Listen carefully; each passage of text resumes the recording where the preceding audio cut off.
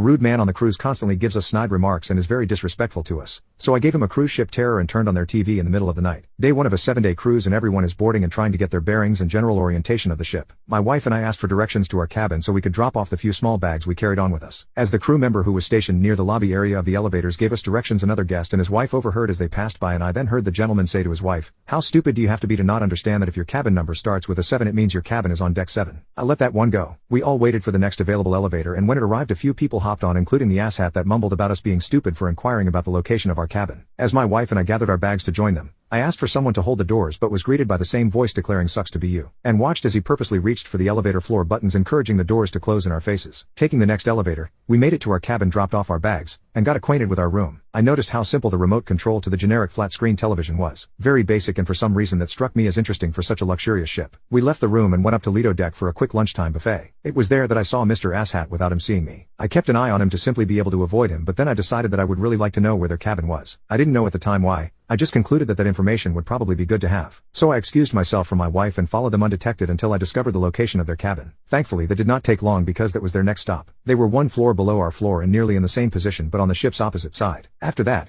I was relieved that we would probably not have very many more encounters with them and quickly rejoined my wife. My wife and I spend a lot of time in casinos and this trip was going to be no different. So, after dinner that night, we freshened up for a long night of gambling that would most likely not end until about 3 or 4 in the morning. While waiting for my wife to get ready, I began examining that remote control again, and I deduced that those overly simple TV remotes were probably the same in every cabin, and as such, the remotes would probably work on any TV on the ship if they were brought close enough. I put the remote control in my pocket and we went to the casino. At approximately 3:30 in the morning that night I tested my theory. I visited the door of Asshat's cabin and pressed the remote control against it and hit the power button. To my delight, the television sprung to life inside their cabin and I could see the blinding light of it from under their door. The volume buttons worked just as effectively as the power button and the volume on their TV reached maximum level in a quick second. I listened as startled people jumped from their beds and scrambled to find their own remote to shut down the disturbance. It was my pure bliss for 7 straight nights to shock them from their slumber with no one the wiser, because why would they ever suspect it was caused by anything outside their cabin?